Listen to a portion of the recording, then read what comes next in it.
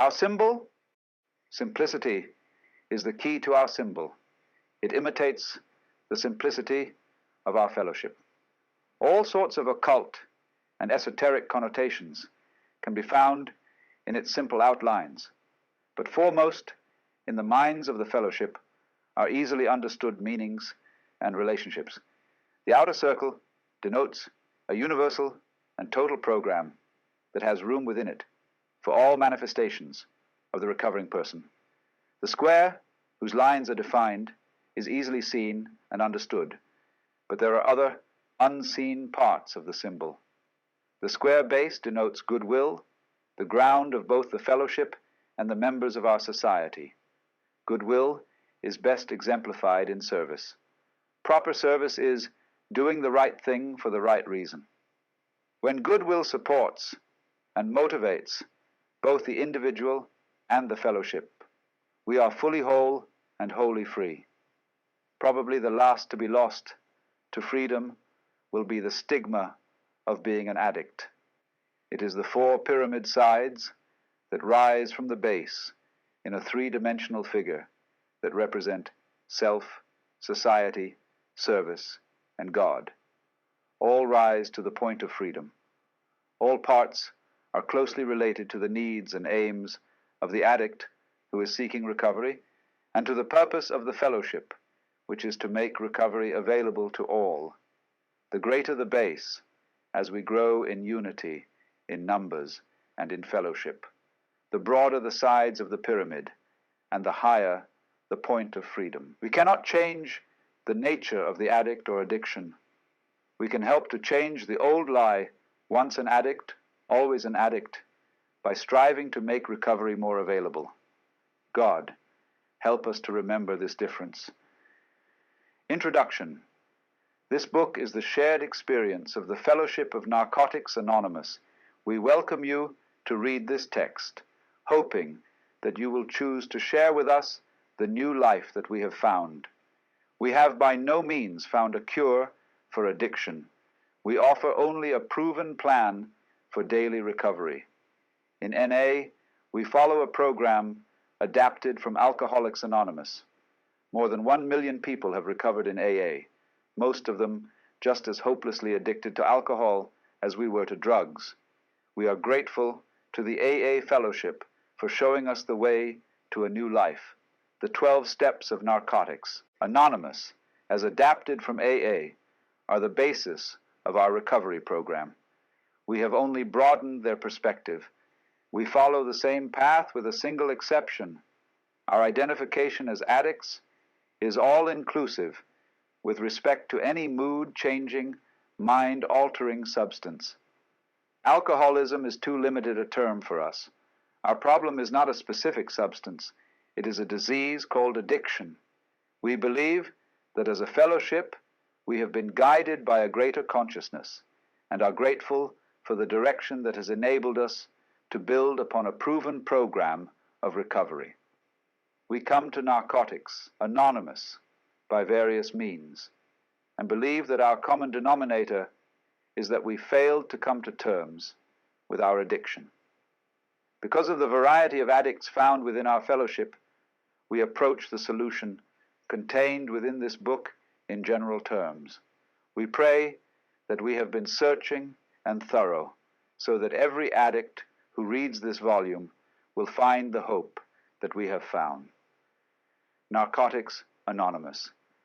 Based on our experience, we believe that every addict, including the potential addict, suffers from an incurable disease of body, mind, and spirit. We were in the grip of a hopeless dilemma, the solution of which is spiritual in nature. Therefore, this book will deal with spiritual matters. We are not a religious organization.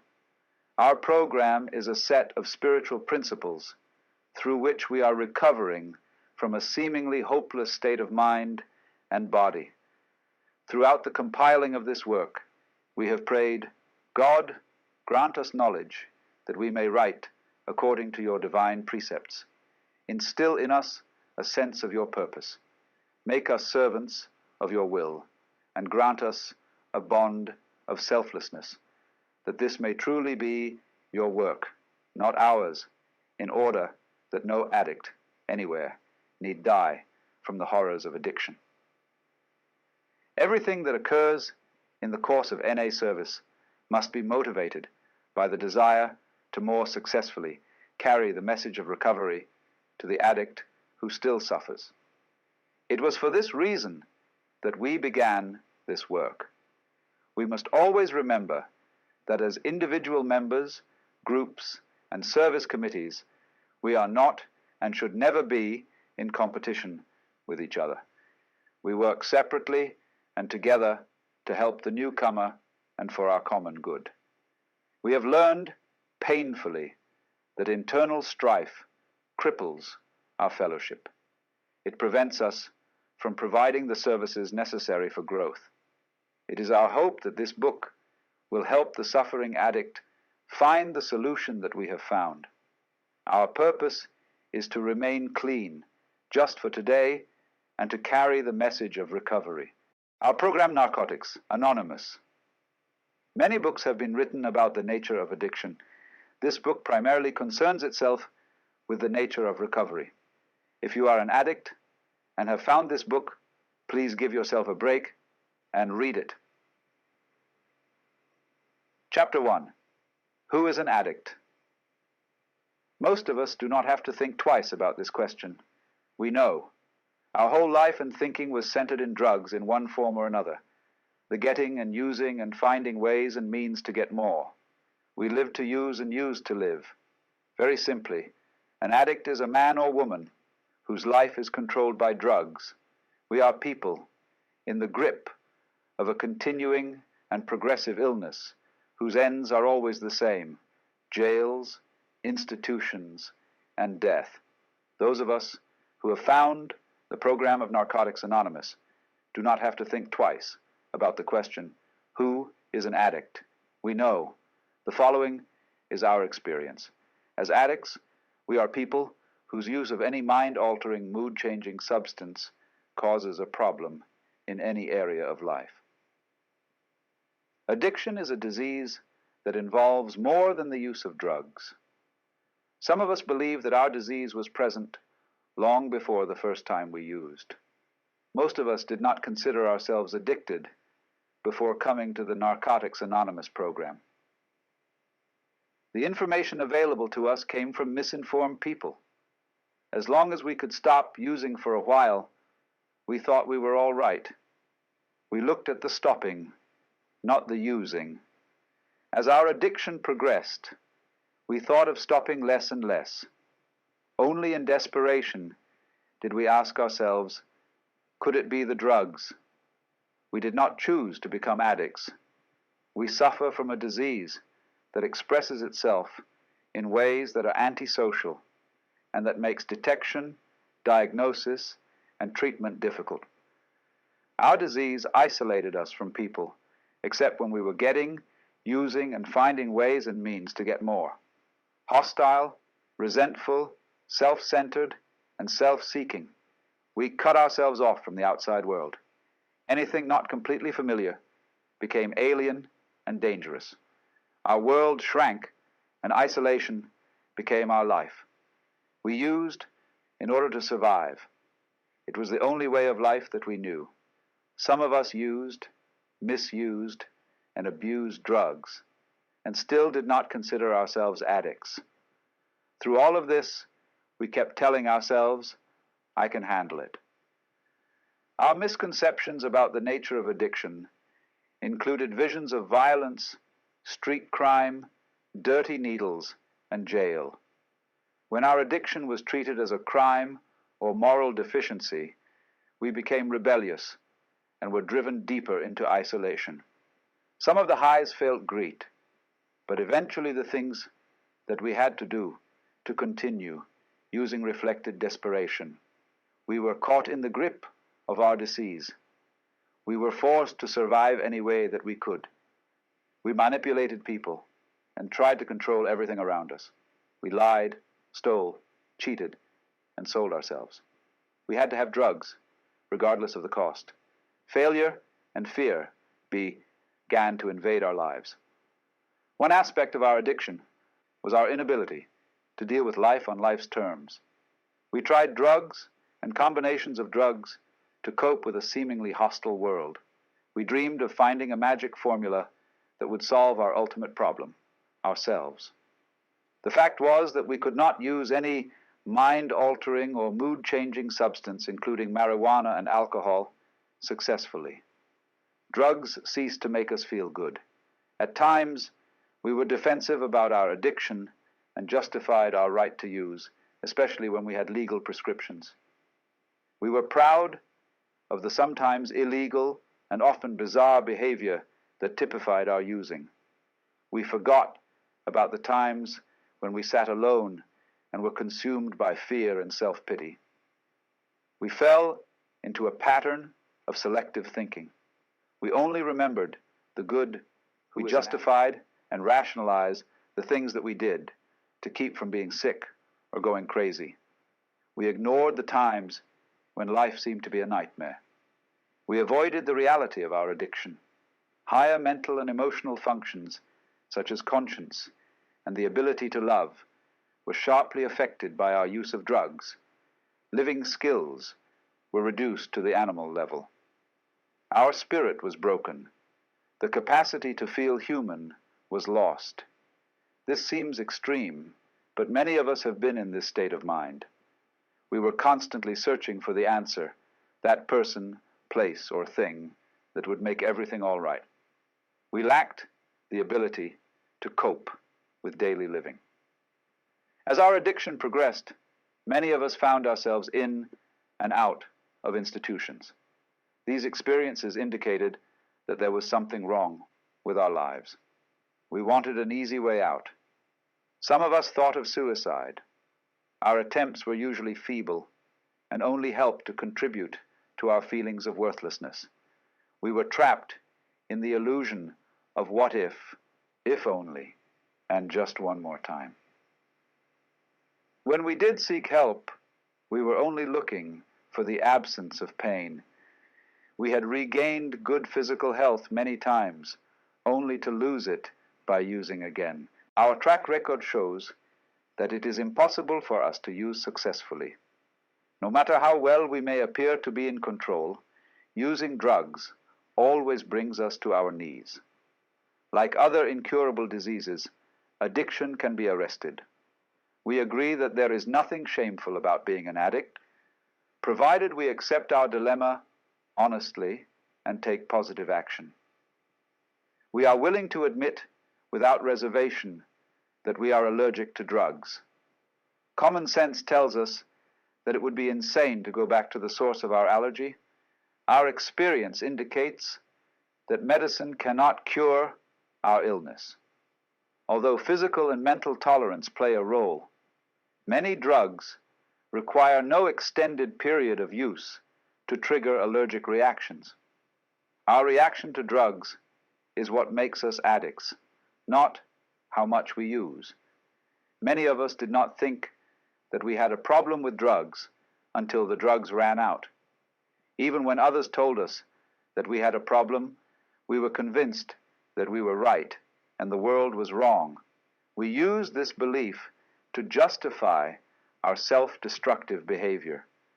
We developed a point of view that enabled us to pursue our addiction without concern for our own well-being or the well-being of others. We began to feel that the drugs were killing us long before we could ever admit it to anyone else. We noticed that if we tried to stop using, we couldn't. We suspected that we had lost control over the drugs and had no power to stop. Certain things followed as we continued to use. We became accustomed to a state of mind that is common to addicts. We forgot what it was like before we started using. We forgot about social graces. We acquired strange habits and mannerisms. We forgot how to work. We forgot how to play. We forgot how to express ourselves and how to show concern for others. We forgot how to feel. While using, we lived in another world. We experienced only periodic jolts of reality or self-awareness. It seemed that we were at least two people instead of one, Dr. Jekyll and Mr. Hyde. We ran around and tried to get our lives together before our next run. Sometimes we could do this very well, but later it was less important and more impossible. In the end, Dr. Jekyll died, and Mr. Hyde took over. Each of us has a few things that we never did. We cannot let these things become excuses to use again. Some of us feel lonely because of differences between us and other members. This feeling makes it difficult to give up old connections and old habits. We all have different tolerances for pain. Some addicts needed to go to greater extremes than others. Some of us found that we had enough when we realized that we were getting high too often, and it was affecting our daily lives. At first, we were using in a manner that seemed to be social, or at least controllable. We had little indication of the disaster that the future held for us. At some point, our using became uncontrollable and antisocial. This began when things were going well, and we were in situations that allowed us to use frequently. This was usually the end of the good times. We may have tried to moderate, substitute, or even stop using, but we went from a state of drugged success and well-being to complete spiritual, mental, and emotional bankruptcy. This rate of decline varies from addict to addict. Whether it occurs in years or days, it is all downhill. Those of us who don't die from the disease will go on to prison, mental institutions, or complete demoralization as the disease progresses. Drugs had given us the feeling that we could handle whatever situation might develop. We became aware, however, that drug usage was largely responsible for some of our worst predicaments. Some of us may spend the rest of our lives in jail for a drug-related crime. We had to reach our bottom before we were willing to stop. We were finally motivated to seek help in the latter stage of our addiction. Then it was easier for us to see the destruction, disaster, and delusion of our using. It was harder to deny our addiction when problems were staring us in the face. Some of us first saw the effects of addiction on the people closest to us. We were very dependent on them to carry us through life. We felt angry, disappointed, and hurt when they found other interests, friends, and loved ones. We regretted the past, dreaded the future, and we weren't too thrilled about the present. After years of searching, we were more unhappy and less satisfied than when it all began.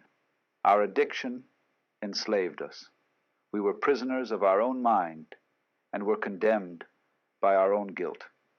We gave up the hope that we would ever stop using drugs. Our attempts to stay clean always failed, causing us pain and misery. As addicts, we have an incurable disease called addiction. The disease is chronic, progressive, and fatal. However, it is a treatable disease. We feel that each individual has to answer the question, am I an addict? How we got the disease is of no immediate importance to us. We are concerned with recovery. We begin to treat our addiction by not using. Many of us sought answers, but failed to find any workable solution until we found each other.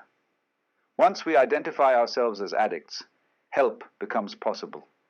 We can see a little of ourselves in every addict and see a little of them in us. This insight lets us help one another.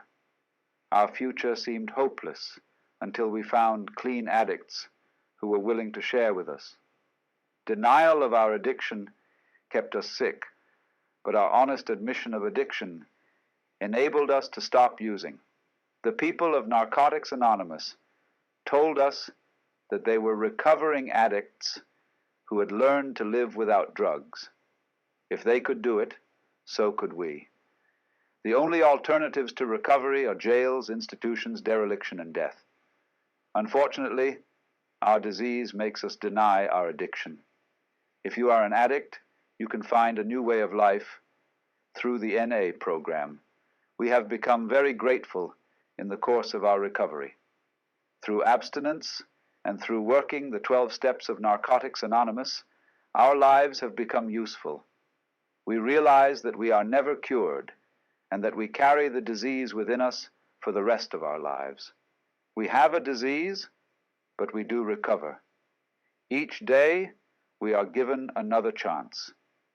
We are convinced that there is only one way for us to live, and that is the NA way.